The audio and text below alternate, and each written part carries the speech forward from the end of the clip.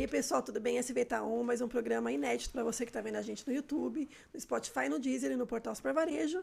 E o tema agora é conjuntura econômica brasileira, internacional. O meu convidado já esteve aqui comigo algumas vezes, ele já é aqui, ó, nosso fiel consultor, eu diria, aqui do canal sobre esse tema. Eu vou pedir para ele se apresentar. O setor já conhece ele, alguns já conhecem, outros não. Né, Felipe? Se apresenta novamente para quem te conhece, para quem não te conhece. Olá, Dani, tudo bem? É um prazer estar aqui com vocês no SV Taon. Sou Felipe Queiroz, economista-chefe da APAS, gerencio a área de inteligência setorial e nós lá analisamos o cenário tanto macroeconômico, doméstico e internacional, quanto os aspectos microeconômicos, projeções estatísticas, econometria. É um trabalho bastante interessante e voltado sempre na perspectiva do varejo. Felipe, a gente está gravando esse podcast em abril, não sei quando que você vai ver a gente aí, enfim, né, só para te contextualizar aí do tempo, né? E vamos falar um pouco de cenário macro aí no mundo, né? A gente não está num momento, eu acho, positivo, assim, muitos conflitos internacionais. Cenário Trump, né? O Trump realmente está causando aí, né? Não sei, positivamente ou negativamente na visão de uns ou de outros, né? Como é que você vê essa questão das guerras influenciando na economia do mundo e do Brasil, por exemplo? Olha, no início da década de 90, tinha um cientista político norte-americano chamado Francis Fukuyama. Ele dizia que após a queda do Muro de Berlim, nós havíamos chegado ao fim da história. Ele até escreveu um livro chamado O Fim da História e o Último Homem. Ou seja, que a partir daquele período, na perspectiva dele, nós entraríamos numa situação em que as polaridades e os antagonismos se cessariam, findariam, acabariam.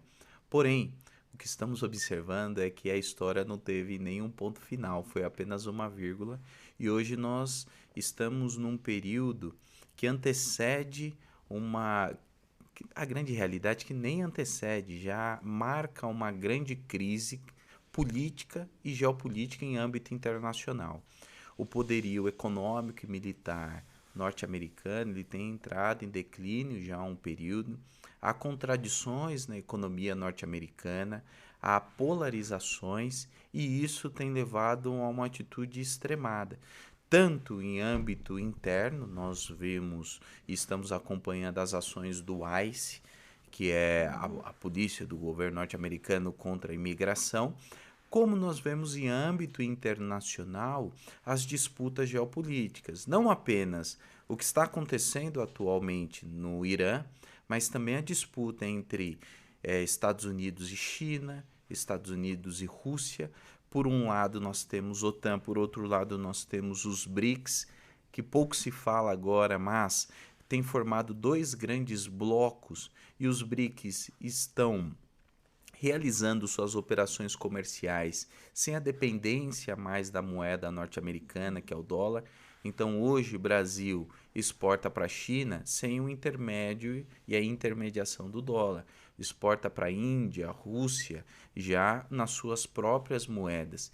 Isso diminui parte daquele poderio que os Estados Unidos tinham desde o acordo de Bretton Woods na década de 40 para cá, e nós estamos observando aí que novos agentes, players no cenário internacional e a geopolítica ela tem se alterado e isso produz diferentes impactos.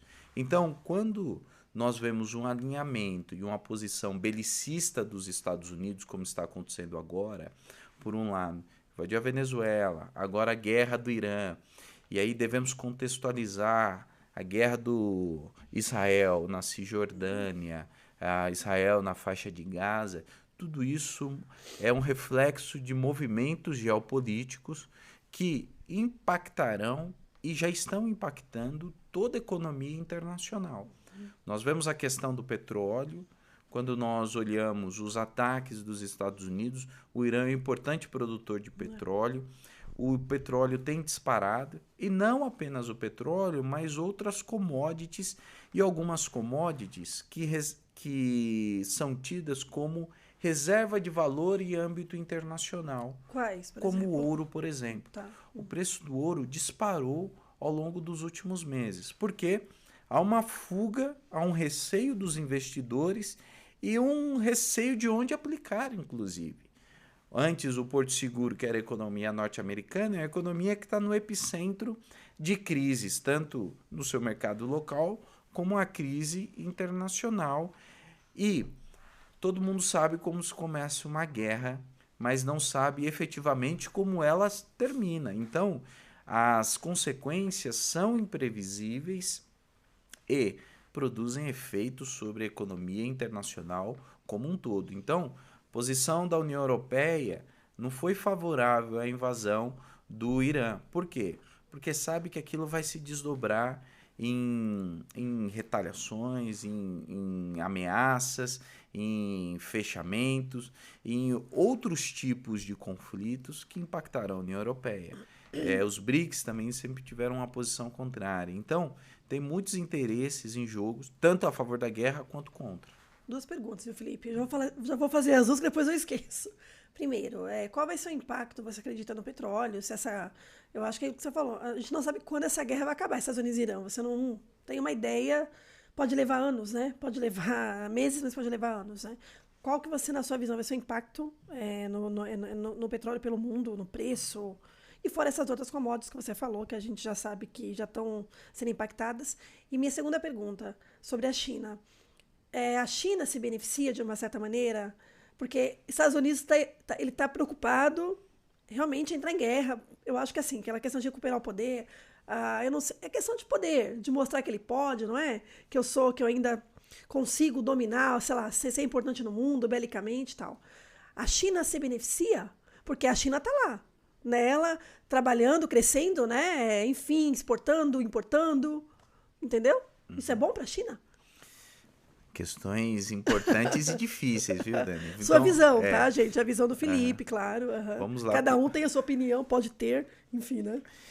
Vamos lá para o primeiro ponto, sobre a questão do petróleo.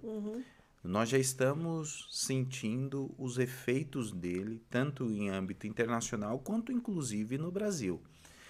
O Irã é um importante produtor de petróleo, e 20% da produção de petróleo internacional passa por um estreito dominado pelo Irã, que é o Estreito de Hormuz.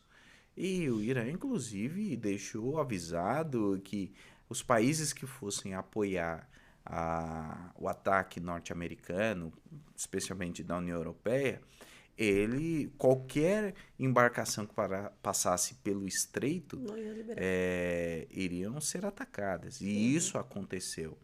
Então, o preço no mercado internacional disparou. Então, para os países que são exportadores de petróleo, é uma grande vantagem. Para as petroleiras, o preço, se há um aumento, poxa, a rentabilidade é muito maior. Porém, para as economias e os países, de modo geral, isso produz um efeito inflacionário muito grande, desestabiliza diferentes cadeias produtivas, desestabiliza a política econômica em âmbito interno e âmbito externo também, afeta a taxa de juros e, consequentemente, afeta o nível de crescimento dos países. Isso acontece e o Brasil sofre os efeitos disso também. Podemos depois falar sobre o porquê que o Brasil está sofrendo hoje mais os efeitos internacionais do que antigamente e quais são os impactos disso. Mas, quando olhamos no cenário internacional, esse é um impacto direto. Então, quando tivemos o primeiro e o segundo choque do petróleo na década de 70, que já envolvia a Guerra dos 6 Dias entre Israel e os países da Liga Árabe, depois o choque de juros nos Estados Unidos, tudo isso produziu impacto no cenário internacional. E o que estamos observando é novamente isso, não é? Tem um filósofo que vai dizer que a história se repete 2 vezes, uma como tragédia e outra como farsa. Nessa segunda vez, nós estamos vendo uma tragédia piorada ainda. Então, é algo extremamente perigoso, porque não apenas os custos estão aumentando, o potencial de crescimento da economia internacional está sendo afetado, mas tem vidas em jogo, o PIB do mundo inteiro está sofrendo, e é uma situação extremamente instável. Então, até as últimas ameaças do presidente norte-americano, e enquanto estamos gravando aqui, os países aceitaram um cessar-fogo de 2 semanas. Espero e torço muito para que cheguem num acordo, porque aí os mercados se estabilizam, diminui o efeito especulativo também. Então, a expectativa é que haja um arrefecimento se a guerra se findar. Caso não finde, aí nós veremos aí esses efeitos perdurarem ao longo do tempo. Sobre a China vem adotando um conjunto de ações ao longo das últimas décadas para diversificar o seu mercado, sofisticar a sua indústria interna. Antes, a ideia de produtos chineses era uma cópia ruim e barata de qualquer outro produto produzido na Europa e nos Estados Unidos.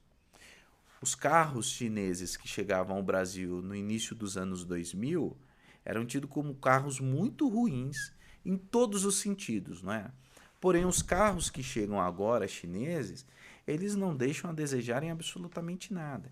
Então, há uma competição e uma disputa, inclusive em âmbito industrial, dos Estados Unidos, União Europeia, China, e isso vai impactar a economia internacional. O Brasil tem atuado por fora dessa corrida, procurando adotar outra estratégia em âmbito geopolítico, mas ele é um ator extremamente importante e um ator que gera estabilização política e econômica, especialmente na América Latina. Então, a China ela tem investido na África, criado uma nova rota da seda, buscado novos acordos comerciais, tem adotado parte de uma política que os Estados Unidos adotou durante a década de 80 e 90, mais ou menos. É parecido, tem suas diferenças sensíveis, mas é uma política não usar a força, mas usar a diplomacia econômica em certa medida. Eu acho que eles são muito inteligentes, assim. O mundo tá lá, aquela confusão, não, que isso aqui você falou, todo mundo vai ser afetado, né? Todos os países, né? Mas eles estão lá fazendo, crescendo, Exatamente. melhorando, se aprimorando, abrindo novos mercados, entendeu, né? Então, sei lá, olha aí, né? Você já fez uma pergunta que eu queria que você mesmo respondesse. Você já fez, eu quero a sua resposta. Agora, falando do Brasil, por que que o Brasil sente os impactos? Hoje, tudo o que acontece no mundo hoje impacta mais a nossa economia, esse impacto cresce cada ano, globalização, o que que é? Olha, o Brasil já faz um tempo que ele é autossuficiente na produção de petróleo. O que que isso significa? Que o consumo de petróleo do país, ele é equivalente à produção. Só que o tipo de petróleo produzido no Brasil é um petróleo mais grosso, que é o petróleo de bacia rasa. O petróleo do pré-sal, ele já é um petróleo mais fino, é muito mais parecido com o chamado petróleo Brent. Tem vários tipos de petróleo. Tem vários tipos de Aham. petróleo. Então, petróleo mais grosso, ele é muito bom para produzir asfalto, xisto. Ah, tá. Petróleo mais fino, Combustível. combustível de aviação, produtos de maior valor agregado. O Brasil produz, exporta os barris de petróleo e importa barris de petróleo. Até uns 9, 10 anos atrás, 2017 aproximadamente, o Brasil adotava uma política que era uma política de margem de lucro da Petrobras. Basicamente era isso. Tinha refinarias e tinha uma margem de lucro. Que o petróleo não importa o quanto ele vai oscilar. Custo de produção mais margem de lucro é o preço aplicado no mercado doméstico. Ao longo dos últimos anos, houve uma mudança na política de preços. Deixou de adotar essa métrica que é custo de produção mais margem de lucro para o acompanhamento da cotação em âmbito internacional. Isso tem vantagens e desvantagens. No período em que o preço do barril do petróleo cai, isso pode diminuir o custo no mercado doméstico do combustível. Porém, no período em que há uma disparada, os custos tendem a aumentar porque há um acompanhamento. Além disso, as políticas que foram adotadas de desestatização, isso diminuiu o poder de controle do barril do petróleo aqui pela Petrobras. Então, para um país crescer, desenvolver, é fundamental que nós tenhamos aí alguns ativos estratégicos. Isso tem que ver com o governo, qual que é a estratégia de desenvolvimento de médio e longo prazo e como essas estratégias elas convergem, coadunam com o preço dos ativos. Então, o petróleo é um ativo que a sua variação impacta muito em toda a economia, tal qual a taxa de juros impacta também. Então, são variáveis que todos os agentes econômicos deveriam acompanhar. Cotação do petróleo, taxa de juros aqui, taxa de juros em âmbito internacional. Poxa, Felipe, mas eu sou um supermercadista. Mas isso impacta você. Porque toda a nossa malha logística está sobre rodas. É isso aí. Depende do preço do combustível. Indústria, né? Supermercado, todo mundo está sofrendo. Preço da indústria. Então, é um preço que aumenta em cascata. Aumentou o preço na bomba, no distribuidor, ou melhor, houve uma guerra, a cotação internacional disparou. Afetou o custo, o preço do distribuidor. O preço do refino é impactado também e, consequentemente, isso chega até a prateleira que o consumidor final... A gente tem no petróleo hoje um maior problema, né, Felipe? Eu acho que toda essa instabilidade... Voltando ainda falando do petróleo, só tem um ponto que eu esqueço também, que eu acho que é importante. A gente falou da Venezuela, né? Você acha que, de novo, opinião sua, tá? Houve aquela questão da Maduro na Venezuela, tal. Você acha... Como é que está a questão da Venezuela e do petróleo, né? E você acha que houve talvez os Estados Unidos é uma estratégia realmente para dominar essa questão do petróleo? Foi até pensando nessa questão de ter mais, né, realmente de direcionar essa produção para os Estados Unidos, para ter esse controle maior?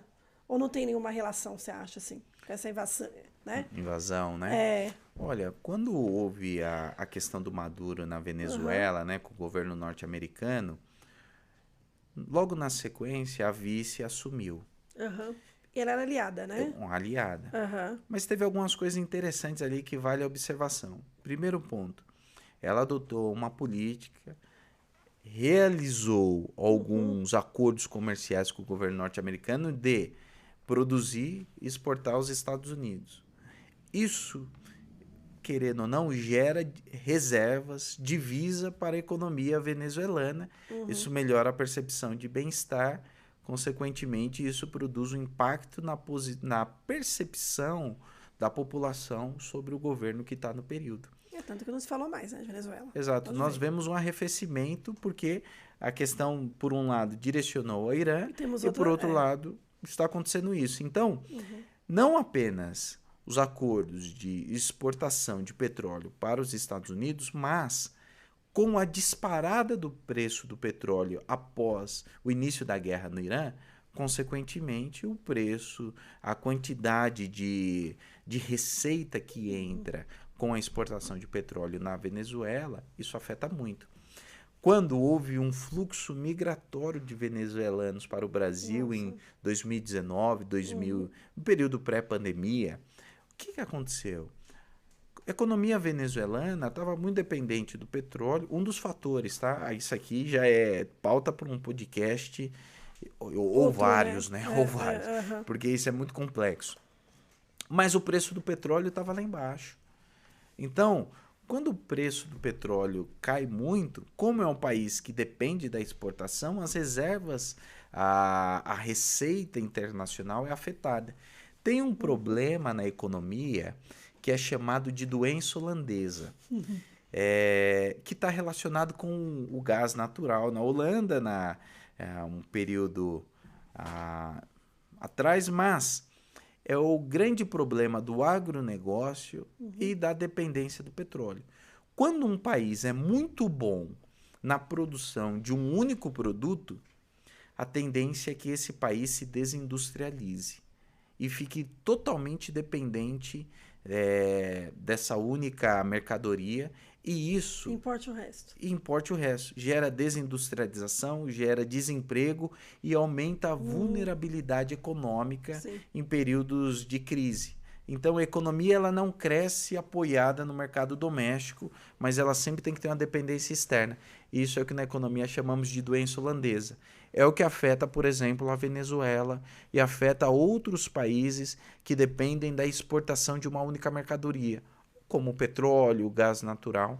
Então, são problemas econômicos que o petróleo pode ser uma grande bênção, mas, ao mesmo tempo, se não esterilizar a moeda, desculpa aqui o economês, se esse dinheiro não for essa reserva entrar e ser revertida em investimento produtivo e houver um controle relativo de um câmbio competitivo, o país inteiro se desindustrializa.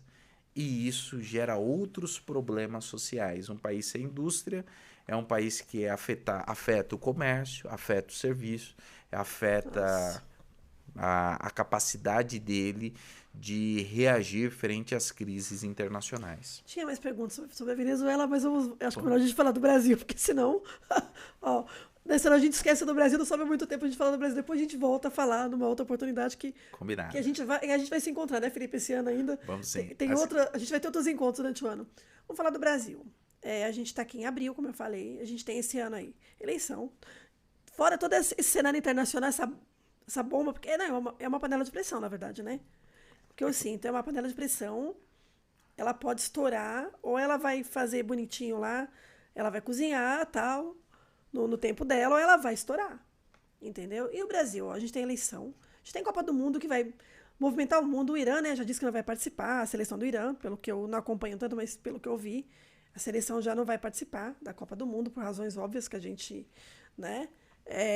Mas como é que o Brasil, como é que a gente vê a inflação, PIB, taxa de juros, o que esperar do segundo semestre em termos de consumo, de endividamento das famílias? O brasileiro já está endividado, não é de hoje, né? Eu acho que 2025 foi um ano bem difícil. A gente sabe que 2026 não está fácil também, né? Como é que você analisa um cenário para a gente nesse segundo semestre? Olha, Dani, você só colocou pergunta simples aqui, só uma bomba atrás da outra. Perguntou, inclusive, da Venezuela, eu já fiquei preocupado. Quando você falou em Copa do Mundo, eu pensei, poxa, só falta ela perguntar aqui se eu acho que o Neymar deveria ser convocado ou não. Aí ia complicar. Não, vamos deixar isso aqui para uma outra situação. Porque a sociedade brasileira está dividida entre leva ou não leva ao Neymar. Eu já vi esse filme antes, lembra? Exatamente. E essa é uma questão importante. É uma questão importante. Mas vamos lá. Esse ano aqui é um ano que, como você bem mesmo disse, nós teremos Copa do Mundo. Isso fomenta o comércio varejista de modo geral, estimula desde o comércio de bens duráveis, vendas de televisão, reforma de casa, até o comércio varejista e os supermercados como um todo.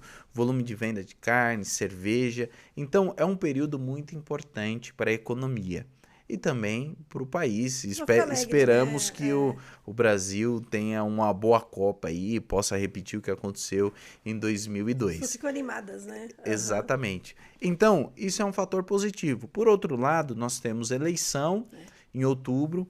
Nós sabemos que, historicamente, em períodos de eleição, há um estímulo à demanda agregada. Ou seja, há um conjunto de ações que são adotadas, desde pintar a guia, estimular investimento, estimular o consumo.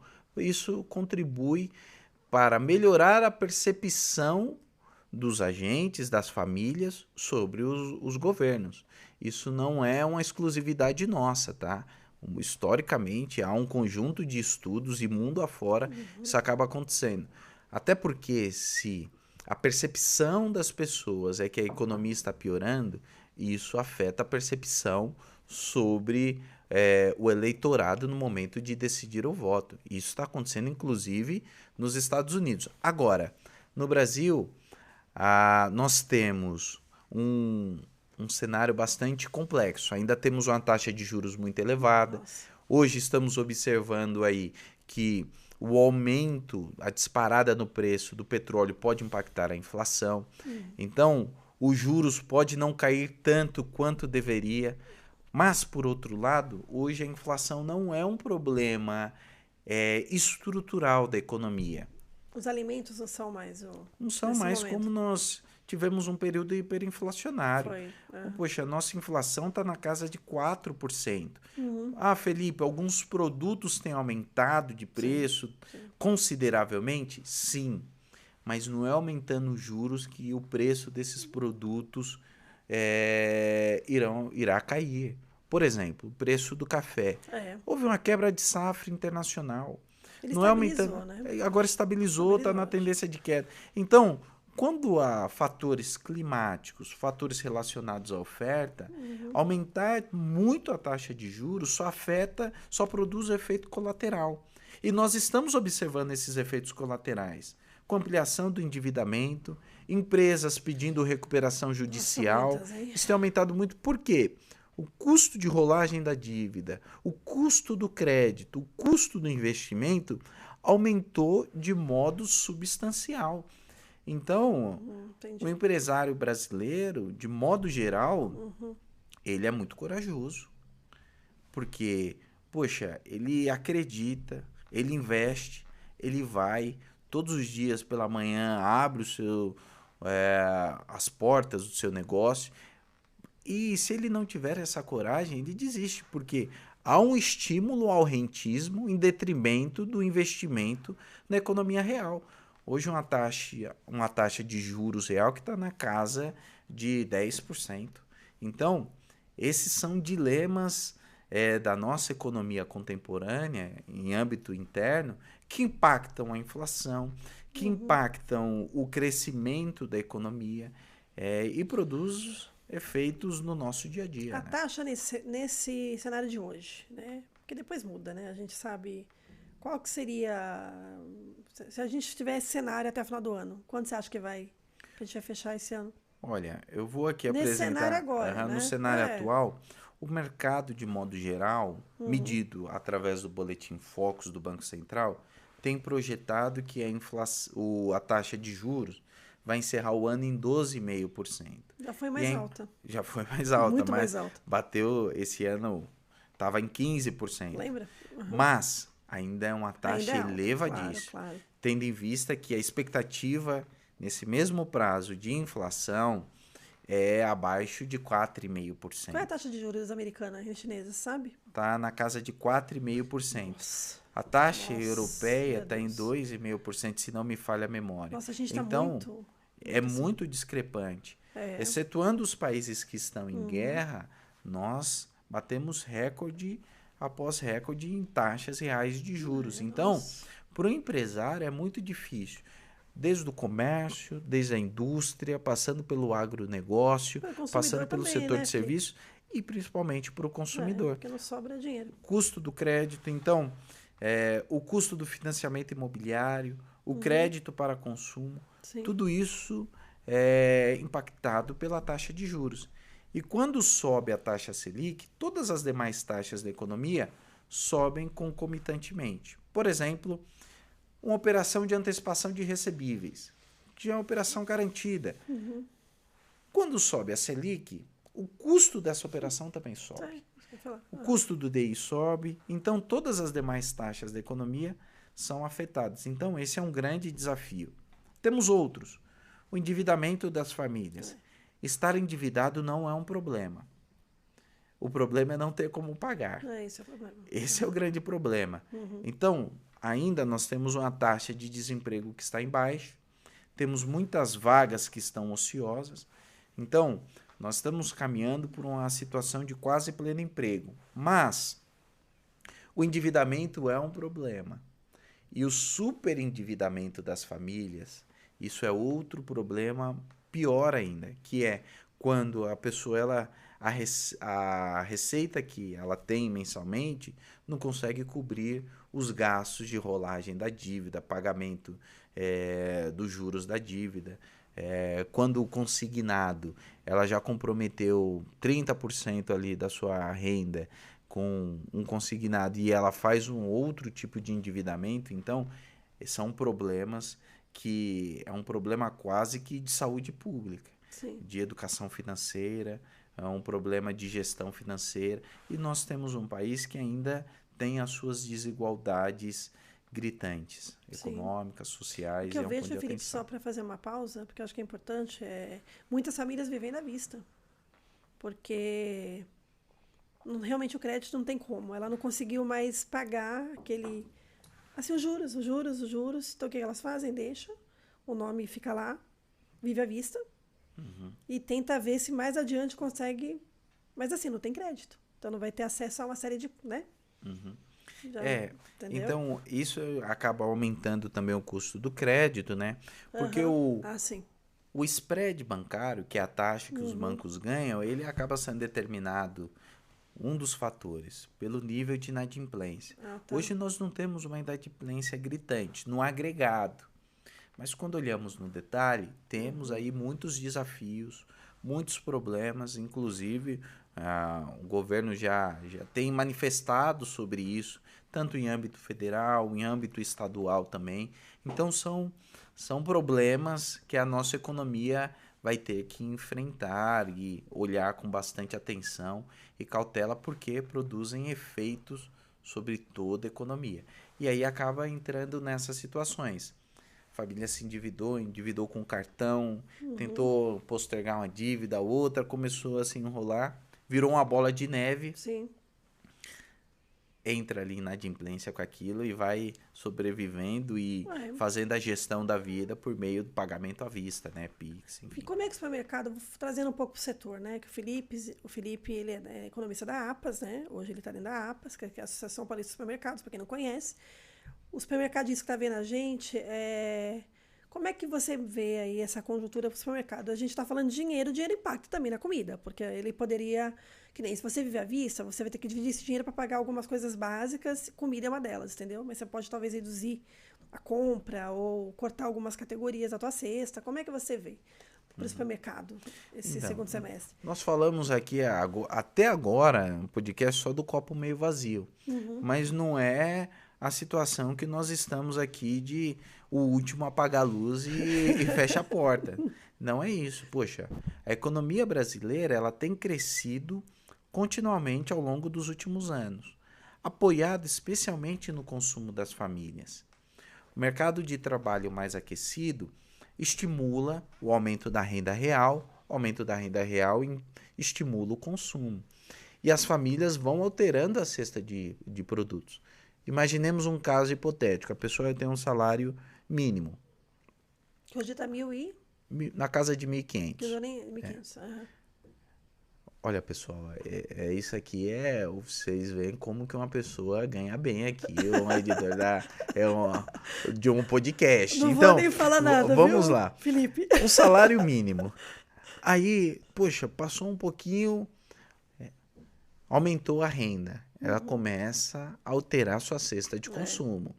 Então, se ela consumia o arroz de tipo 2, vai consumir de tipo 1. Se ela consumia um café de segunda categoria, de primeira categoria, à medida que a renda vai aumentando, ela vai alterando a sua cesta de consumo. Sim. Nós temos uma população de mais de 200 milhões de habitantes e esse processo de aumento de renda, ele tem sido não restrito a um único estado da federação, mas ele está espalhado em âmbito nacional. Então, as regiões que outrora eram as regiões mais pobres são as regiões que estão apresentando as maiores taxas de crescimento da renda, os melhores indicadores de expansão no mercado de trabalho e, por outro lado, estados importantes da federação, como é o caso do estado de São Paulo, têm crescido também de modo consistente no período recente. Então, isso impacta de modo direto os supermercados. Por quê? Isso impacta a quantidade consumida, o tipo de produto consumido.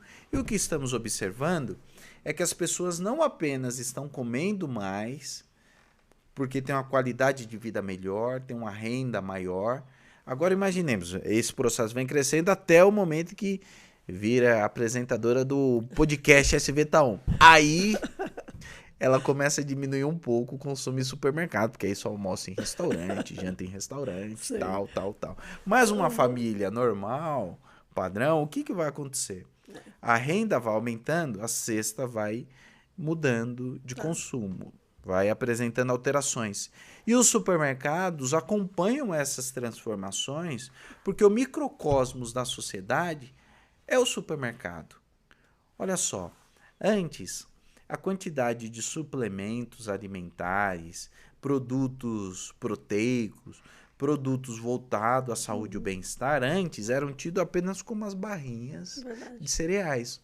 Hoje, uma boa parte das prateleiras são direcionados a whey, a proteínas, a suplementos, a aqueles coquetéis de vitaminas, vitamínicos, produtos com uma dose maior de proteína, produtos de baixa caloria. A sociedade tem mudado e isso é muito positivo. E, inclusive, as redes sociais, os influenciadores, nutricionistas, influenciadores de âmbito físico, sabe, de bem-estar, de saúde, têm contribuído por uma percepção e uma busca de produtos de maior qualidade, de maior valor agregado, e os supermercados têm adaptado a isso. Então, a economia no último ano cresceu, apoiado no consumo das famílias. E esse ano, qual a expectativa? Novamente de crescimento. Tá. Nossa expectativa na APAS é que o PIB nesse ano cresça 2,2%. O ano, quando foi 2025? 2,3%, uma leve desaceleração, em virtude dessa conjuntura toda que nós já citamos. Mas é um crescimento bom, porque a economia vem crescendo e vai crescer apoiado, especialmente, o consumo das famílias, e os supermercados vão contribuir para esse crescimento. Ah, legal, Felipe, mas bacana. Pra gente finalizar, porque senão a gente vai ficar falando aqui, enfim. A gente vai voltar pra Venezuela, que eu te falo que eu ainda tô curiosa. Vai ser um ano bom pro Brasil, então, no geral, assim, pra economia? Mesmo com toda essa... você acha que vai ser um ano estável? Um pouco mais estável para, né, pro consumidor? Olha, Chico Buarque, ele tem uma música que ele diz: é sempre bom lembrar que até um copo vazio está cheio de ar. Vai ser muito parecido com o de 2025, esse ano? Eu penso que, em grande medida, sim. Temos desafios, mas a expectativa é positiva. Tá. Crescimento do PIB. Temos desafios voltados ao mercado de trabalho, endividamento. Os desafios em âmbito internacional, como nós citamos, é um ano extremamente desafiador. Mas é um ano de crescimento econômico também. Então, nossa expectativa está apoiada numa economia doméstica que tem os seus desafios, mas é sólida, e em âmbito internacional, um ano com muita instabilidade ainda. A nossa expectativa, e a minha também, é que eu esteja errado em âmbito internacional e que a guerra acabe hoje, se possível. Porque é o nosso desejo. Muda, né? Então, tudo muda. O preço do petróleo cai, a circulação de navios no Estreito de Hormuz normaliza, os fluxos internacionais normalizam, e esse é o nosso desejo. Mas a conjuntura internacional está muito complexa. Então, se vier a estabilizar, isso é muito melhor para o país, é muito melhor para a economia internacional, e, por natureza, o Brasil sempre adotou uma posição pacifista, e os supermercados também. Até porque a máxima dos supermercados todo mundo é um cliente em potencial. Então, nós procuramos manter boas amizades com toda a vizinhança. E assim, a diplomacia brasileira também. É verdade, nesse ponto, né? O Brasil sempre foi uma posição pacifista. Ninguém falou mais de Rússia e Ucrânia, né? O conflito ainda continua. Ainda continua, né? Tá vendo só? Você vê, né? Tudo isso que envolve lá o Irã, nossa, também já esquecemos. Exatamente. O mundo esqueceu da Rússia, tá lá, né? Atualmente tem pelo menos 17 guerras, conflitos pelo mundo ocorrendo no mundo de modo simultâneo. 17? E só que o que acaba acontecendo? Os epicentros, eles vão se alterando. Então, hoje o epicentro está ali na região do Oriente Médio, ali, né? Na região do Irã, a antiga região persa. Então, mas isso vai se alterando. Então, nossa expectativa e o nosso desejo, melhor dizendo, é que esses conflitos se cessem e voltemos aí a ter um período de relativa estabilidade. Imagina, Felipe, o que acontece com esses países, né? Por exemplo, sei lá, a Ucrânia. Quando acabar, o país devastado. Né? Por exemplo, para Irã, enfim. A questão voltando a falar de guerras, porque eu acho que não adianta, é o grande foco nesse momento do que a gente vê aí no mundo, né? Estados Unidos, Israel, eles vão sair mais fortalecidos, realmente, desses conflitos, entendeu? A Ucrânia, país devastado, né? Quanto tempo para se recuperar de tudo isso? Um país devastado? A própria Exatamente. Venezuela, vai dar certo esse governo?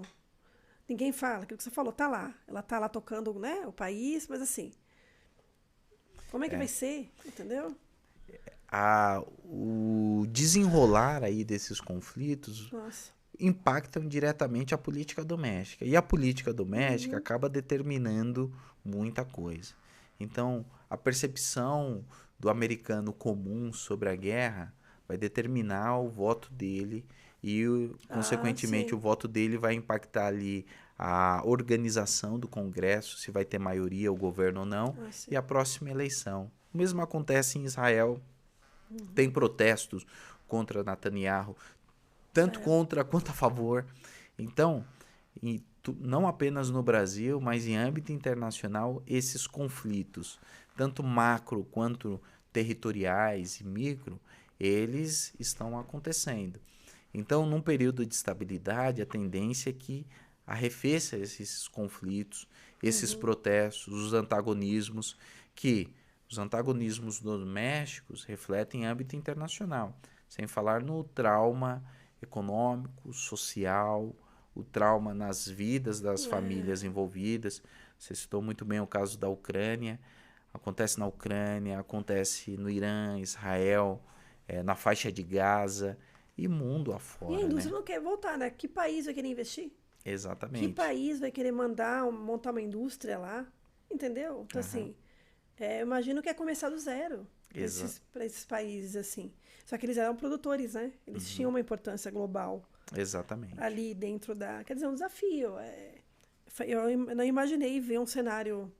Não esperávamos É, e nem queríamos ver esse cenário. juro, é. Mas nós estamos vendo um Uhum, período de inflexão na curva histórica. Quando nos apoiamos aí nos grandes historiadores, eles sempre vão falar sobre a macrohistória, né? E os uhum. ciclos de inflexão.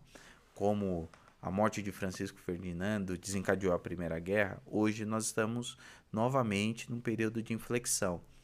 Se olharmos aqui ao longo dos últimos 5 anos, nós tivemos a pandemia, guerra na Ucrânia, guerra agora no Oriente Médio, que antes era faixa de Gaza, está expandindo para o Oriente Médio. Temos hoje uma América Latina que era muito estável. Teve a questão recente da Venezuela. Vamos ver como que fica isso em âmbito regional e mudanças em âmbito internacional. Então, nós estamos observando aí o desenrolar da história, né? O dólar tá enfraquecido nesse momento, só para finalizar. Até Deixar porque, claro isso. exatamente, até porque Uhum. houve os investidores internacionais passaram a direcionar parte das suas reservas para outros ativos, como eu citei, por exemplo, o ouro. Tá. Além Uhum. disso, o Brasil continua exportando. Por isso que a nossa expectativa é positiva. Ouro, você fala? Não, o Brasil exporta muitas commodities. Tá. Não, sei. É soja, Tô falando de comida, café, sei. açúcar, e isso Ouro não, traz né? reservas Ouro não, né? internacionais. Ouro a gente. Pouco, Pouco, a gente produz é, pouco, né? mas não é o nosso carro-chefe exportar ouro. O nosso carro-chefe, o Uhum. nosso ouro está em grãos ali, literalmente. É a Tá, soja, tá. é o milho. Comida, né? Então, é a Alimento. nossa. Nós exportamos muito. E exportamos também, temos uma indústria de ponta que também exporta bastante. Uhum. Isso atrai mais, amplia as reservas do país, a entrada de dólares, a entrada de moedas estrangeiras, e isso contribui para que haja aí uma depreciação do dólar frente ao real, ou seja, uma valorização do real. Nesse Olha. sentido, a moeda brasileira acaba se valorizando. Uhum. Mas isso vai depender do que vai acontecer no segundo semestre, porque agora vai sair o presidente do Banco Central Ah, norte-americano, vai entrar um novo agora? presidente. Aham. O rumo que ele der à política monetária vai impactar, seja acelerar esse processo de queda ou estabilizar, e a depender do efeito inflacionário da guerra, pode até levar uma leve alta na taxa de juros americana, ainda não sabemos como que vai ser o Uhum. desenrolar disso, mas a economia brasileira hoje, ela já não tem sofrido tanto quanto sofreu no passado em qualquer crise externa. Então, isso mostra a solidez, estabilidade e nós temos o mercado doméstico, que ele é robusto. São 200 milhões de habitantes. Sim. O Brasil acabou de fechar um acordo Mercosul-União Europeia. Olha, Então, isso abre novos a gente mercados. caminha mais sozinho, né? Assim, a gente caminha mais Exatamente.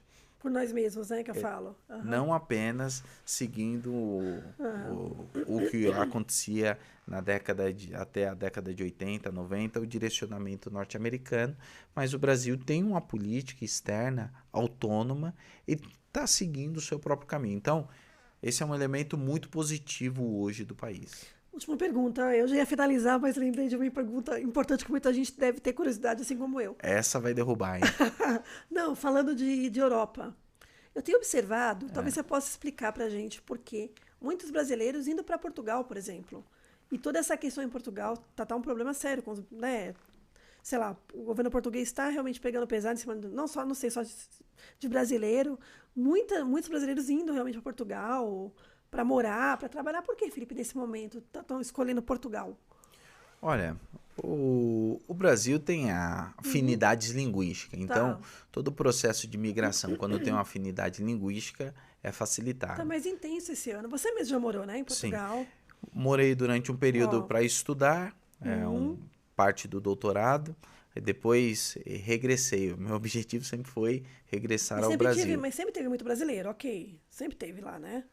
Hoje, Aham. temos observado que em Portugal o que acaba acontecendo é o fluxo migratório do Brasil a Portugal, ele não tem aumentado no último ano. Ao longo dos últimos anos vem aumentando esse fluxo migratório por vários fatores.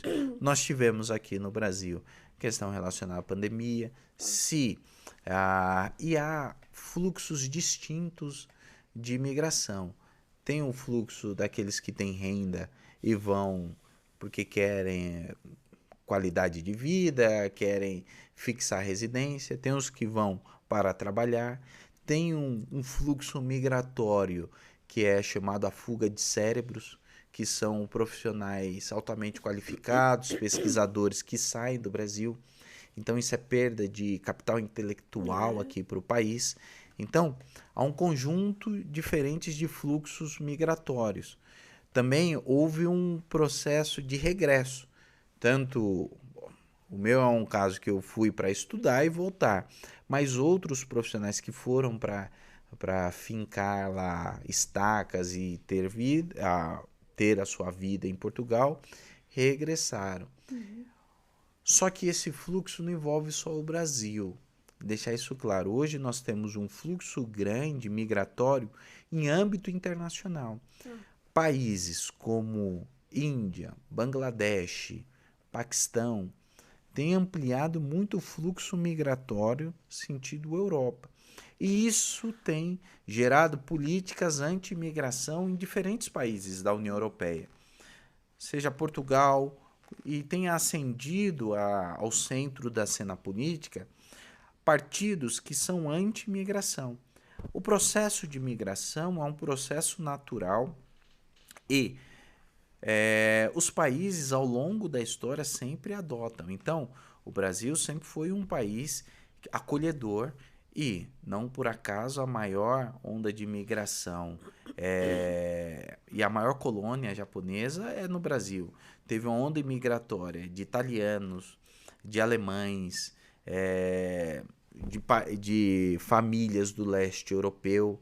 Então, o Brasil historicamente recebeu.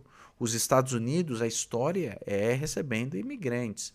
A União Europeia também. Então, esse fluxo, ele aumenta e ele diminui a depender de uma conjunção de fatores. Como está a economia dos países, como está a estabilidade desses países, como que está a política de abertura desses países. Por exemplo, o estado do Canadá, ele sempre teve uma política de maior abertura para a imigração.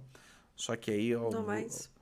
hoje está endurecendo essas regras. Então, isso vai depender de como está, inclusive, o mercado de trabalho nesses países. Então, à medida que o mercado de trabalho fica mais saturado, há uma política de endurecimento. À medida que a economia não cresce tanto, uma política de Nós endurecimento. endurecemos o Brasil?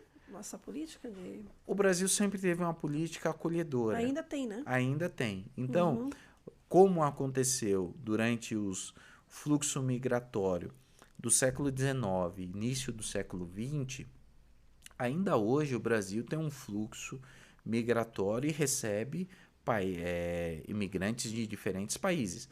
Nós citamos pouco isso, mas o Brasil tem uma importante comunidade libanesa, uma importante comunidade judaica, comunidade italiana, japonesa, e o Brasil, o estado de São Paulo, por exemplo, é um grande caldeirão de diferentes culturas. Então, isso é marca da nossa tradição histórica de ter portas abertas, mas isso não significa que é só entrar e tudo certo, né? tá tudo certo. Então tem um conjunto de regras também. Felipe, obrigada. Quase 1 hora de podcast. Nossa, por mim a gente fala aqui muito tempo, mas aí eu vou pedir para você voltar aí durante o ano, a gente vai conversar. Quem quiser entrar em contato com você, no LinkedIn, como é que faz? Sei lá, por e-mail? Qual o seu arroba? Poxa, agora é uma pergunta difícil.